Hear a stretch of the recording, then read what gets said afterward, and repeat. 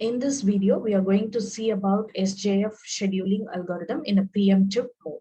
So in the previous two videos, we saw the same SJF scheduling algorithm in a non-preemptive mode in two ways, with zero arrival time, with different arrival times. But here we are going to see the same SJF algorithm in preemptive mode. When a higher priority process comes in, the previously executed process has to be thrown out, and the process with higher priority must be given the CPU. That's what is called as preemptive. We saw it in the previous video. Okay, so here they have given a problem. So PID is given, arrival time is given, and burst time is given. So as you know, we will go and first draw the Gantt chart. According to that, we will just find out the completion time, turnaround time, and the waiting time. So first we will move on and draw the Gantt chart. So as you see here, the first process to come in at 0th millisecond is your P1 process. So P1 process starts executing. So now the P1 process starts executing. It executes for the first millisecond and it executes for the second millisecond. So when it executes the second millisecond, at that particular point of time, the process P2 comes in. At the second millisecond, the process P2 comes in. Now, as you see, the burst time of the process P2 is 4.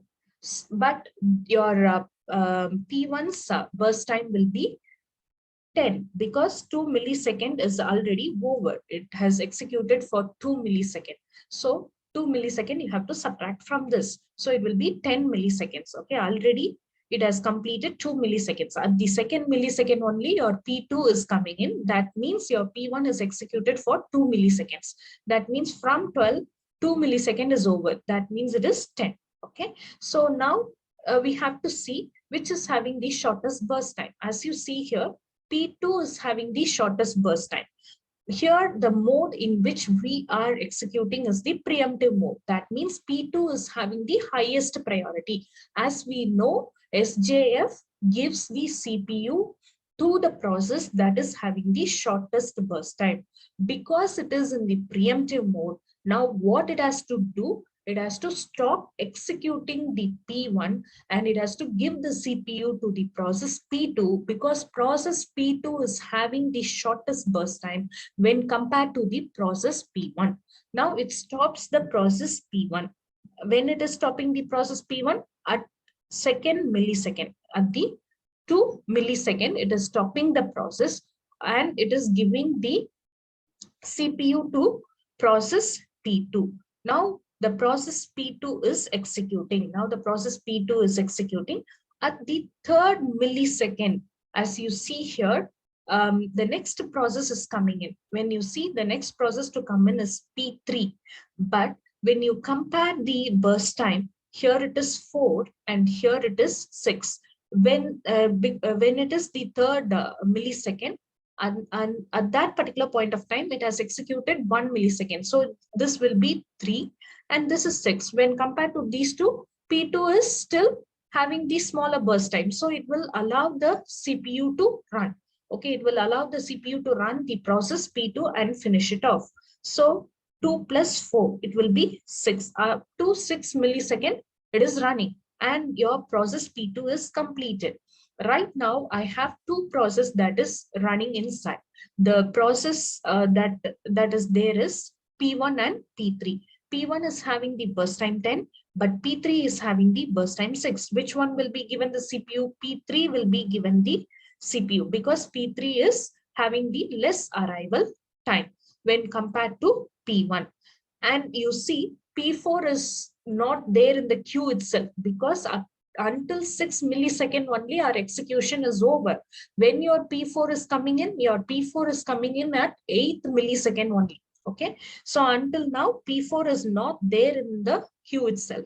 So P1 and P3 is there. In this, P3 is having a smaller burst time, so P3 is given the CPU. Okay, now you see P3 is executing, and as you see here, when P4 arrives, that time itself, even though the P4 is 5, but P3 has been executed for 2 milliseconds, right? From 6 to 8, 2 milliseconds already over, right? So 2 milliseconds already over means it will be 4 milliseconds right now. So when P4 comes in, your P3 already completed 2 milliseconds. As you see here, P3 already completed 2 milliseconds. Already it has completed, already completed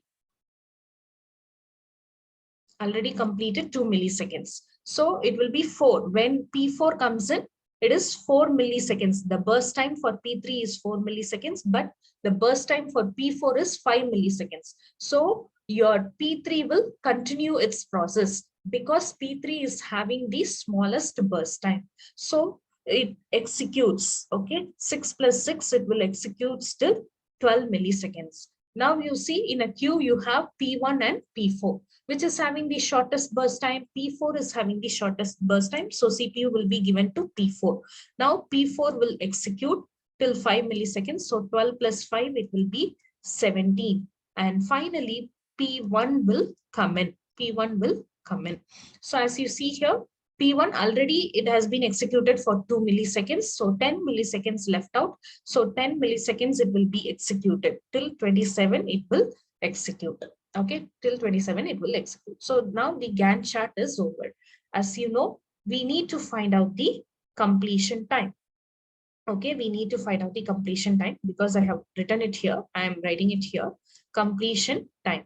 We need to find out for each and every process. So as you see here, the completion time for your process P1, as you see here, it is 27. It is getting over at 27 only. Okay, only 2 milliseconds only it is executed at the first, but it is getting completed at 27th millisecond only. So it is 27 for process P1. Process P2, when it is getting completed, is getting completed at 6. And process P3 is getting completed at 12. And your process P4, it is getting completed at 17. Okay, now your completion time is over. Now we need to find out the turnaround time. So as you know, turnaround time, you know the formula also. TAT is equal to completion time minus the arrival time. So when you do it, so completion time is 27 minus 0, it will be 27. 6 minus 2, it will be 4. And 12 minus 3 will be 9. And 17 minus 8. Okay, it is 17 minus 8. It is once again 9. It is once again 9. Okay, so once the turnaround time is over, we need to find the waiting time. So you know the waiting time formula also. Waiting time is nothing but turnaround time minus your burst time. Okay, minus your burst time.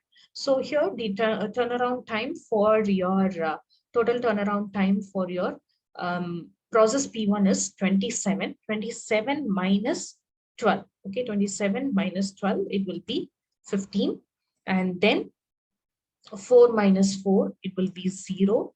And then 9 minus 6, it will be 3. And 9 minus 5, it will be 4. Okay, 9 minus 5 will be 4. So this is done. And after this, what we have to find out? We need to find out the average waiting time. So as you know, you have to add all these values divided by the total number of processes. So it will be 15 plus 0 plus 3 plus 4 divided by 4. So when you divide it, it will be 5.5 milliseconds. Same way, I need to find the average turnaround time, total turnaround time. So it will be 27 plus 4 plus 9 plus 9 divided by 4. So it will be 12.25 milliseconds. This is how we'll be doing the shortest job first scheduling algorithm in preemptive mode.